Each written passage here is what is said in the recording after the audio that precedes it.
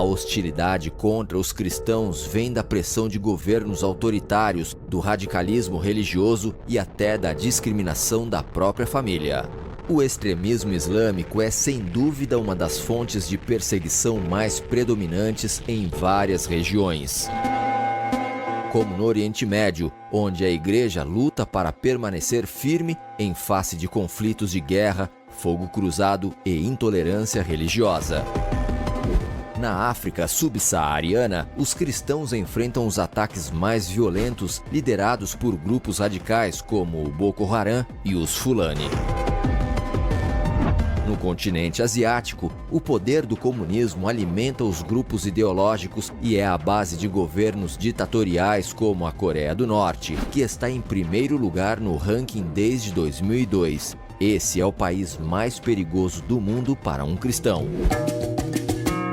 Na Índia, o nacionalismo exacerbado promoveu ataques contra igrejas, queima de bíblias e abusos de cristãos. O atual partido político expressou publicamente seu desejo de eliminar os seguidores de Jesus até 2021. Contudo, as Escrituras nos lembram que as trevas não prevalecerão contra a Igreja de Cristo, pois o Espírito de Deus está sobre ela. Ele nos ungiu para pregar as boas novas, libertar os cativos e proclamar a salvação.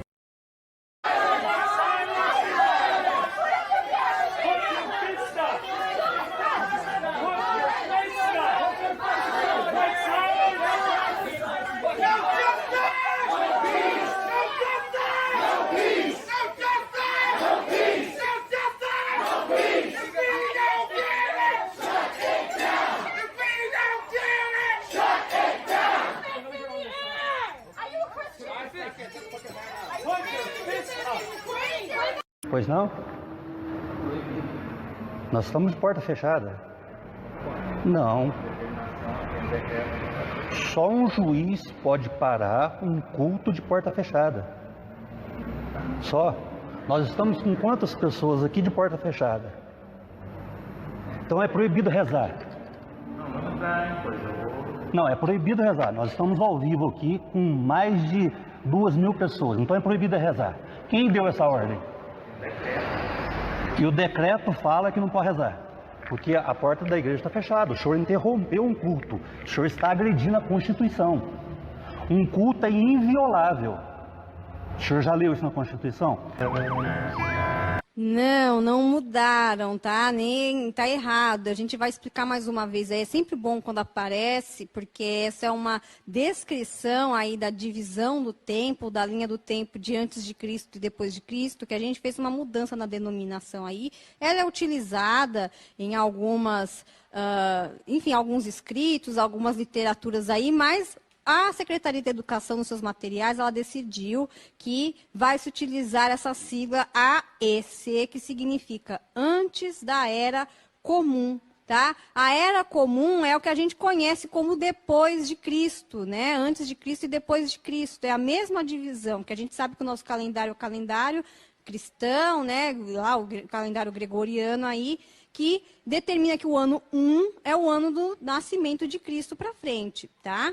Mas como Cristo, ele é uma referência religiosa, e a gente sabe que nem todas as religiões têm Cristo como uma referência, e também tem tantas pessoas que não têm religião, então a gente prefere usar esse termo que ele é um pouco mais neutro, mas que significa a mesma coisa. Então quando você vir AEC, é antes da Era Comum. E essa guerra contra os cristãos, ela chegou ao Brasil e está cada vez mais comprovada nas ações do STF, de novo o STF, né, que agora surge na figura de Fachin, que é o ministro do STF, que instituiu o abuso de poder religioso, deixando claro que todos os políticos que se elegerem com o apoio de padres e pastores perderão seus mandatos. Mas graças a Deus, em votação no TSE, Tribunal Superior Eleitoral, essa aberração ela foi rejeitada por 6 votos a 1. Adivinha qual foi o único voto a favor dessa perseguição contra cristãos? O voto do próprio Fachin, que inclusive em 2008 assinou um manifesto de apoio ao MST, defendendo a invasão de propriedades privadas. Enfim, Mais uma batalha vencida, mas a guerra continua. Olha só, isso aqui é a lista mundial de perseguição de 2020. Se você descer aí na lista, você vai ver o ranking dos 50 países onde os cristãos são mais perseguidos, né? Você está vendo ali que quanto mais ficando com as cores mais escuras, você vai vendo perseguição extrema, perseguição severa, perseguição alta. Eu acredito que a Coreia do Norte é o país que mais persegue cristãos no mundo, né? E isso, olha, a Rússia tem, você passando aí, tem uma certa relevância, mas é pequeno, né? Tá vendo aí o exemplo da Nigéria, latente por causa do Boko Haram, né? Também na Coreia do Norte, mas pegando essa questão da Nigéria, que são humilhados e que são mortos às vezes pelo Boko Haram e outras pequenas facções assim, né, de extremistas islâmicos. Se você for ver ali na América do Sul, ali a Colômbia tem perseguição contra os cristãos, né? Pouca coisa se falou sobre o Boko Haram e os grupos extremistas islâmicos que matam cristãos o tempo todo, e assim, é uma perseguição cruel e realmente pouco se fala, né?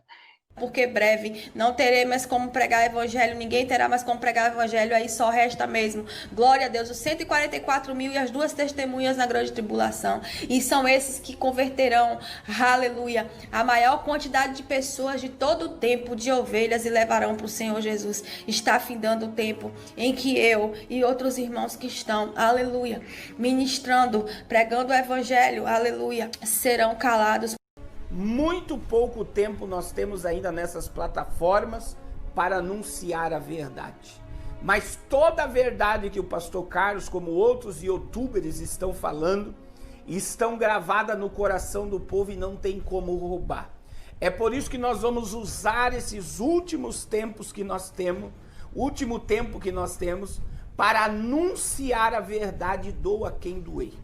Então eu quero dizer aos irmãos, preparem-se, porque tudo aquilo que é verdade vai ser excluído dos vossos ouvidos, mas não do vosso coração.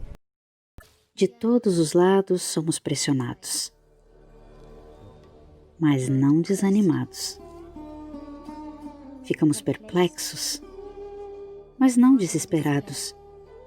Somos perseguidos, mas não abandonados. Abatidos, mas não destruídos. Trazemos sempre em nosso corpo o morrer de Jesus, para que a vida de Jesus também seja revelada em nosso corpo.